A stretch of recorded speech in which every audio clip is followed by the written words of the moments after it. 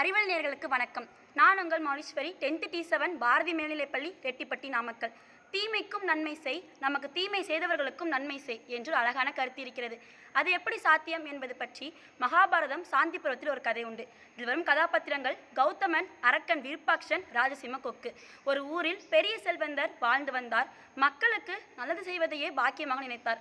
ஆனால் அவருடைய மகன் கௌதமன் மற்றவர்களுக்கு தீங்கு செய்வதும் தந்தை சொத்தில் வாழ்வதும் அழிப்பதும் என்றிருக்க, ஒரு நாள் தன் மகன் கௌதமனை நினைத்து இறந்து விட்டார். கௌதமனிடம் எந்த செல்வமும் இல்லாததால் அவன் காட்டிற்கு சென்றான். அங்கிருக்கும் விலங்குகளை வேட்டையாடி சாப்பிட்டான். அப்போது கௌதமனின் தந்தை நண்பர் இதை பார்த்து, உங்களுடைய தந்தை ஒரு சிறு உயிரினத்திற்கு கூட தீங்கு நினைக்க மாட்டார், நீ ஏன் இப்படி இருக்கிறாய்? உயிர் பிழைக்க வியாபாரம் செய்து பிழைக்க வேண்டியதுதானே என்றார். கௌதமன், சரி, நாமும் வியாபாரம் செய்வோம் என்று அக்காட்டின் வழியே வந்த சில வியாபாரிகளுடன் சேர்ந்து சில செய்திகளை தெரிந்து கொண்டான். ஆனால் சிறிது நேரத்தில் அங்கு வந்த மதம் பிடித்த காட்டு யானைகள் அனைவரையும் தாக்கியது. கௌதமன் மட்டும் மரத்தின் மீதேறி உயிர் தப்பித்தான். பிறகு அந்த காட்டை விட்டு வெளியேறி அழகான நந்தவனத்திற்கு வந்தான். அங்கிருக்கும் பழங்களை சாப்பிட்டு மிகப்பெரிய ஆலமரத்தின் அடியில் படுத்து கொண்டான். சிறிது நேரத்தில் கௌதமன் கண் விரித்து பார்த்தபோது ஒரு கொக்கு தன் இறகால் விசிறி கொண்டிருந்தது. உடனே கொக்கு, என் பெயர் ராஜசிம்மன், இந்த மரம்தான் என் வீடு என்றது. உங்கள் முகத்தில் வேர்வை வந்தது, அதனால் தான் விசிறினேன் என்றது. நீங்கள் எங்கள் வீட்டிற்கு வந்த விருந்தாளி என்றது. கொக்கு கௌதமனை பார்த்து நீங்கள் யார் என்று கேட்டது. கௌதமன் தனக்கு நடந்த நிகழ்வுகள் அனைத்தையும் கொக்கிடம் சொன்னான். கொக்கின் முகத்தில் ஒரு சந்தோஷம். நீ என் விருந்தாளி மட்டுமல்ல, நீ என் நண்பர். எனக்கு இன்னொரு நண்பர் உள்ளார். அவர் பெயர் விருப்பாக்ஷன். அரக்கன் குலத்தை சேர்ந்தவர், நல்ல பண்புகள் பெற்றவர். அவரிடம் செல், உனக்கு தேவையானதை கொடுப்பார் என்றது.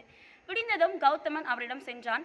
அவரை ராஜசிம்ம கொக்கு அனுப்பியது என்றவுடன் பொன்னும் மணியும் வாரி கொடுத்தார். உடனே கௌதமன் அதை வாங்கி கொண்டு கொக்கிடம் வந்தான். இன்று இரவு இங்கே உறங்கு என்றது கொக்கு. விலங்குகளிடமிருந்து பாதுகாக்க பக்கத்தில் நெருப்பு மூட்டியது. கொக்கும் உறங்கியது. சிறிது நேரத்தில் கௌதமனுக்கு பசி எடுத்தது. அடுத்த நாளைக்கு உணவு இல்லையே என்று பக்கத்தில் இருந்த கொக்கை நெருப்பில் போட்டு கொன்று மாமிசத்தை எடுத்துக்கொண்டு சென்றான் கௌதமன். இந்த நிகழ்வை பார்த்த தேவலோக இந்திரனால் சகித்து கொள்ள முடியவில்லை, கண்ணீர் விட்டார். விருப்பாக்ஷன், 2 நாட்கள் ஆகிவிட்டது, கொக்கு இன்னும் காணவில்லை, இதற்கெல்லாம் காரணம் கௌதமன் தான் என்றார். கௌதமன் எங்கிருந்தாலும் அழைத்து வாருங்கள் என்றார். கௌதமன் வந்தவுடன் இவனை வெட்டி மாமிசத்தை சாப்பிடுங்கள் என்றார்.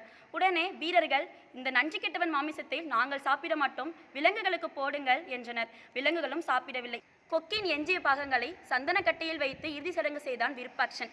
இதை பார்த்த இந்திரன் அவர்கள் முன் தோன்றி, விருந்தோமல், நல்ல குணம் கொண்ட கொக்கிற்கு உயிர் தருகிறேன். கொக்கு மீண்டும் உயிருடன் வந்து விருப்பாக்ஷனை கட்டி அணைத்து கொண்டது. நடந்தவற்றையெல்லாம் கொக்கு தெரிந்து கொண்டது. இந்திரன் கொக்கிடம், உனக்கு என்ன வரம் வேண்டும் கேள்.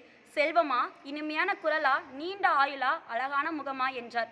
உடனே கொக்கு, என் விருந்தாளி மற்றும் என் நண்பருமான கௌதமன் உயிர் பெற வேண்டும் என்றது. உடனே வானுலகத்தில் இருந்த தேவர்கள் பூமாறி பொழிந்தனர். கௌதமன் உயிர் பெற்றான். கௌதமன் கொக்கிடம் மன்னிப்பு கேட்டு கண்ணீர் விட்டான். உடனே கொக்கு கௌதமனை அணைத்து தன் இறகுகளால் கண்ணீரை துடைத்தது. இதை பார்த்த விருப்பாக்ஷன் அழுதான். கொக்கின் குணம் மனிதர்களிடம் இருக்கிறதா? இருக்கணும். நமக்கு தீமை செய்தவர்களுக்கும் நன்மை செய்தால் எல்லாம் ஒரு நாள் மாறும். மீண்டும் ஒரு நல்லதொரு ஆன்மீக கதையில் சந்திப்போம். நன்றி, வணக்கம்.